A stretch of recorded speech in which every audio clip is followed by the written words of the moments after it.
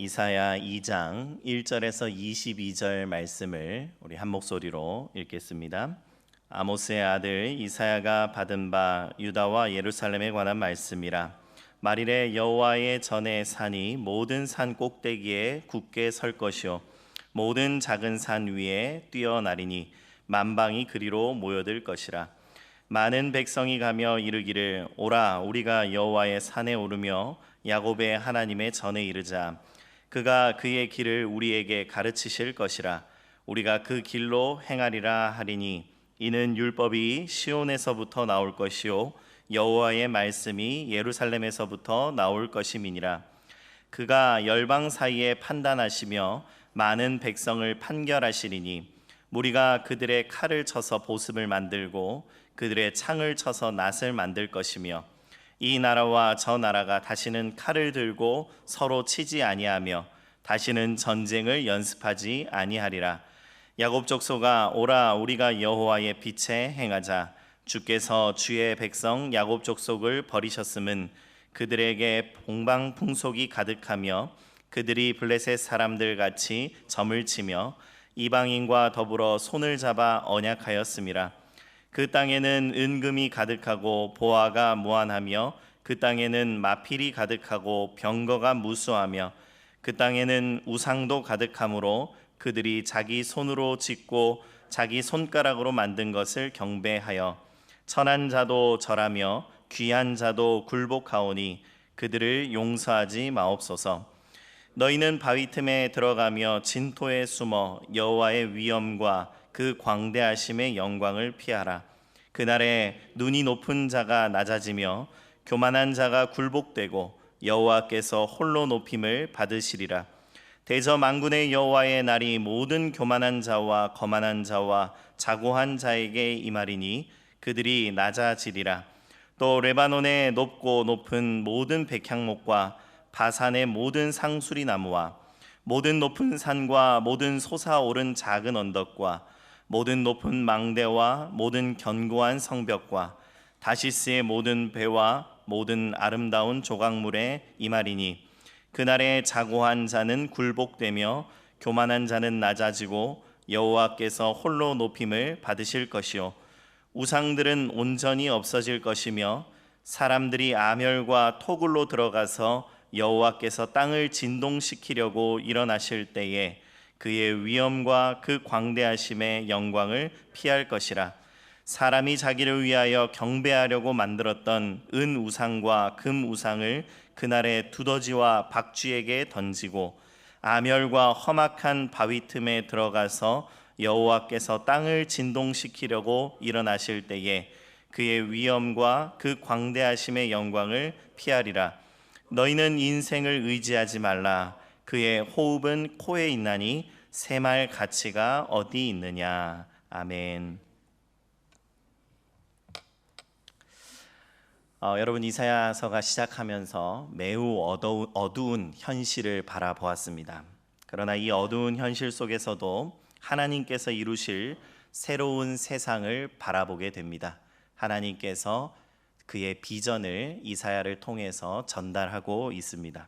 2절 말씀해 보면 말일에 여호와의 전에 산이 모든 산 꼭대기에 굳게 설 것이요 라고 말씀합니다. 산이라는 것은 권력의 상징입니다. 높은 산마다 신전이 있었고 사람들은 자신들이 섬기는 신이 가장 높다고 자랑했습니다. 그런데 하나님께서 모든 나라 위에 왕으로 다스리신다라는 선언이 시작되고 있습니다. 여러분 이에 열방은 어떻게 반응하고 있습니까? 3절 말씀에 보면 오라 우리가 여호와의 산에 올라가자. 열방이 여호와의 산으로 몰려들고 있습니다. 열방은 왜 여호와의 산으로 몰려들고 있습니까? 3절에 이어지는 말씀에 보면 그가 그의 길을 우리에게 가르치실 것이다. 여러분 열방이 몰려드는 이유는 그의 길을 우리에게 일러주실 것이기 때문입니다. 하나님의 말씀을 듣고자 열방이 여호와의 전으로 여호와의 산으로 몰려들고 있습니다. 여러분 이 장면이야말로 우리가 소망하고 또 우리가 기도하고 우리가 꿈꾸고 찬양할 하나님의 비전이다라는 사실을 기억하시기 바랍니다. 하나님께서 통치하시고 열방은 하나님의 가르치심, 그의 말씀을 듣기 위해 시온으로 모여드는 장면입니다. 그 말씀이 다스리는 세상에 어마어마한 일들이 일어날 것입니다. 그런데 오늘 말씀에 보면 하나님께서 여호와의 전으로부터 열방이 그 말씀을 듣기 시작하면 세상에 어떤 변화가 일어나는지 한 가지 비유를 통해서 말씀해 주십니다. 4절 말씀에 보면 무리가 그의 칼을 쳐서 보습을 만들고 그들의 창을 쳐서 낫을 만들 것이며, 우리가 많이 들어보았던 칼을 쳐서 보습을 만들고 창을 쳐서 낫을 만드시는 이 하나님의 비전이 선포되고 있습니다. 아주 강력한 비유입니다. 곧 하나님의 통치, 하나님의 나라는 평화의 나라다라는 것을 말해주고 있습니다. 여러분, 칼이란 어떤 도구입니까? 칼은 사람을 죽이는 도구입니다. 그런데 보습은 어떤 도구이죠? 보습은 생명을 일구는 도구입니다. 창은 어떤 도구입니까? 창은 누구의 것을 빼앗고 전쟁하는 도구입니다. 그런데 낫은 열매를 거두는 도구입니다. 누군가를 해치고 누군가를 빼앗고 누군가의 사랑하는 가족을 또 그 나라를 해치는 이 칼과 창을 하나님께서는 생명을 일구고 열매를 거두는 보습과 낫으로 바꾸시겠다라고 말씀하십니다. 이 사소한 다툼에서부터 국가 간의 전쟁에 이르기까지 갈등의 본질이 여기에 있다라고 보여집니다. 인간은 늘 땀 흘려 일하기보다는 남의 것을 쉽게 빼앗아 잘 살고 싶어 합니다. 보습보다 칼을, 낫보다 창을 선택하려는 욕망이 인간의 마음에 늘 있습니다. 그러나 하나님께서 다스리시는 세상은 다르다라고 말씀하십니다.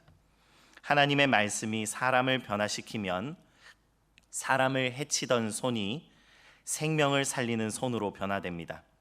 경쟁하던 사람들이 섬기는 사람들이 됩니다. 폭력을 일삼던 사람들이 평화를 만드는 사람들이 됩니다. 착취하던 사람들이 돌보는 사람으로 변화된다라는 것입니다. 예수님도 이렇게 말씀하셨죠. 평화를 이루는 사람은 복이 있다.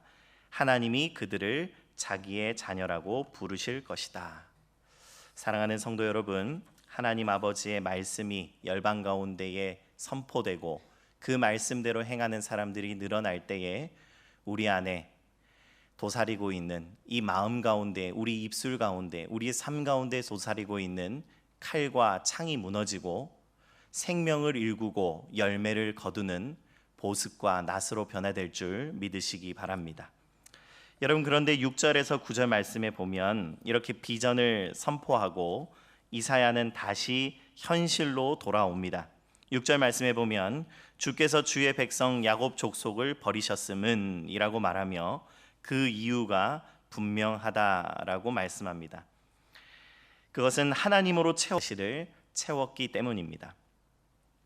동방의 풍속을 받아들이고 이방 사람들과 손을 잡고 은과 금과 말과 병거를 의지하며 그리고 우상을 섬기고 있습니다. 그런데 이 겉으로 보면 다양한 이유들이 모두 하나를 가리키고 있습니다. 그것은 하나님보다 다른 것을 신뢰하는 삶입니다. 하나님보다 더 의지하는 모든 것이 우상이다라고 말씀합니다. 우리에게도 돈과 성공과 능력과 안전 같은 것들이 그 우상의 자리를 차지할 수 있습니다. 여러분, 그러면 우리는 어떻게 이 어려운 가운데에서 벗어날 수 있습니까? 이런 것들을 터부시하면 되는 것입니까? 그것이 아니라 하나님을 떠난 마음이 그 가운데에 결코 가만히 비어 있는 것이 아님을 기억해야 합니다. 하나님으로 우리가 채워야 하는 마음이 있는데 우리가 그러지 않을 때에 우리의 마음이 다른 것을 향해 간다라는 이 원리를 기억해야 합니다. 그래서 우리는 우상을 버리는 것보다 먼저 우선해야 할 것이 여호와 하나님께로 돌아오는 것입니다. 하나님의 말씀으로 채워질 때에 우상들이 들어올 틈이 사라지는 것입니다. 여러분, 앞서 하나님의 비전이 인간의 현실 앞에서 희미해지는 것처럼 보였습니다. 마치 인간의 이 교만과 죄가 하나님의 뜻을 가로막는 것처럼 보였습니다. 그러나 이사야는 여기서 끝나지 않습니다. 10절부터 하나님의 선언을 다시 들려주고 있습니다. 인간의 현실이 하나님의 비전을 무너뜨리는 것이 아니라 하나님의 절대적인 주권이 인간의 교만을 무너뜨리게 됩니다. 곧 여호와의 날이다 라고 말씀합니다. 11절 말씀을 보시면 그날에 눈이 높은 자가 낮아지며 교만한 자가 굴복되고 여호와께서 홀로 높임을 받으시리라. 그런데 17절 말씀에도 보면 그날에 자고한 자는 굴복되며 교만한 자는 낮아지고 여호와께서 홀로 높임을 받으실 것이요 라고 11절과 17절이 강조하여 두 번이나 이 핵심적인 메시지를 말해주고 있습니다. 그날에는, 마지막 날에는, 여호와의 날에는 눈이 높은 자들이 낮아지고 교만한 자가 굴복되고 오직 여호와 하나님만 높임을 받으실 것입니다. 사람들이 높인 것은 모두 낮아지고 사람들이 의지하는 모든 것이 무너집니다. 높은 산도, 높은 망대도, 견고한 성벽도, 다시스의 배와 아름다운 배들까지도 아무 의미가 없습니다. 인간이 높인 모든 것은 사라지고 오직 여호와 하나님만 영광 받으실 줄 믿으시기 바랍니다. 말씀을 맺으며 22절 말씀을 우리 같이 한번 함께 읽겠습니다. 너희는 인생을 의지하지 말라. 그의 호흡은 코에 있나니 새말 가치가 어디 있느냐. 아멘. 사람도 재물도 권력도 영원하지 않습니다. 이 사실을 믿음으로 나아가는 저와 여러분들 되기를 간절히 축복합니다. 오직 우리의 소망은 여호와 하나님께 있습니다. 그래서 오늘 하루도 우리가 우상을 붙드는 삶이 아니라 오직 여호와만 높이는 삶을 살아가는 우리 모든 향상의 가족들 되기를 간절히 축복합니다. 제가 기도하겠습니다. 하나님 아버지, 하나님께서 우리에게 허락하신 비전이 있습니다. 칼을 쳐서 보습을 만들고 창을 쳐서 낫을 만드시는 여호와 하나님의 평화의 나라가 우리의 입술에서, 우리의 자아에서, 우리의 가정에서, 우리의 목장에서, 또 각 나라의 열방에서 펼쳐지게 하여 주시옵소서. 하나님 아버지, 그러나 이 모든 것들 우리의 힘으로 결코 할 수 없습니다. 하나님, 늘 하나님 아버지만을 의지하며 주의 말씀으로 공급받으며 하나님 앞에 겸손하게 나아가 주님의 도움을 구하는 자들, 여호와의 날을 고대하며 기대하며 기도하는 자들 되게 하여 주시옵소서. 모든 말씀 예수 그리스도의 이름으로 기도드립니다. 아멘.